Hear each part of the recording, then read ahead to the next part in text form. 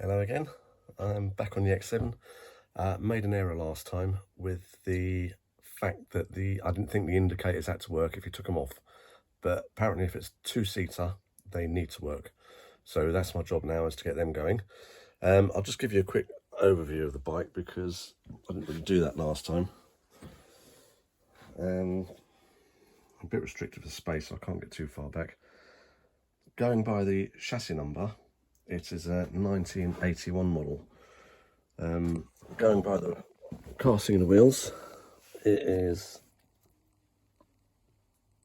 19, where is it?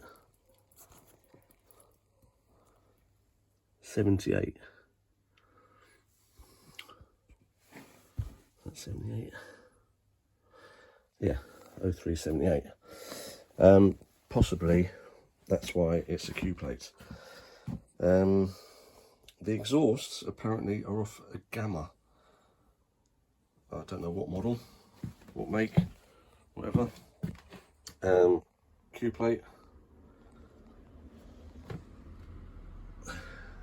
Yeah, I don't know. I got loads of bits with it. It came with a fairing over the headlight, a belly pan. The front brake didn't work, so I've put this aftermarket reservoir and cylinder on. That seems to work right, not that I've ridden on the road. I replaced the rev counter, no, the speedo, I think it was. Speedo or the rev counter cable, because that didn't work. The tank, the original one, looked lovely, but it was all starting to bubble and it leaked. It was bad. So I bought this one, it was all in primer, and I gave it to a friend to paint. I brought a sticker kit, and at my own fault, he kept phoning me up saying, "Where do you want to show me how the stickers go on?" And I said, "Look, I'm not fussy, just stick them where they look like they should go." But I've since noticed the S should start over here, but I'm not fussed about things like that. I want a bike I can use. I don't want it mint, because it'll end up sitting like that one and not getting used. I haven't ridden it yet.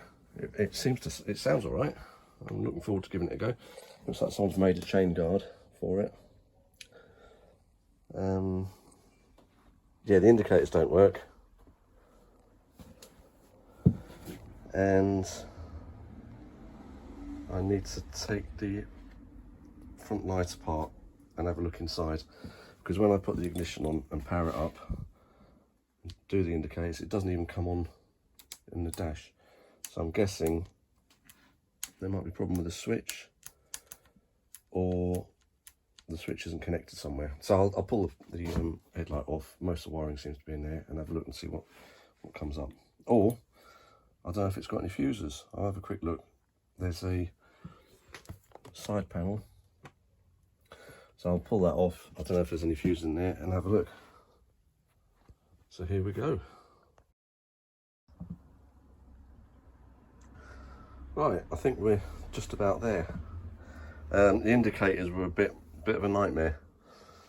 I was trying different wires and blew the main fuse.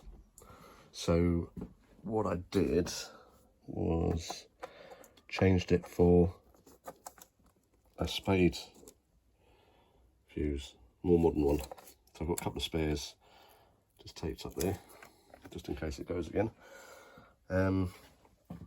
Yeah, I basically undid the headlight bowl, which was quite handy, because then I realised then that the parking light, there wasn't even one in there, wasn't a parking light bulb in there. So I got a bulb. It's actually the parking light bulb from my Vauxhall Vivaro van, which just seemed to fit in. So if I put the key onto parking, that works now. It is an LED. I don't think that'll be a problem. That one works fine. So that's parking lights. The connectors to the high beam and low beam were awful, so I've replaced them.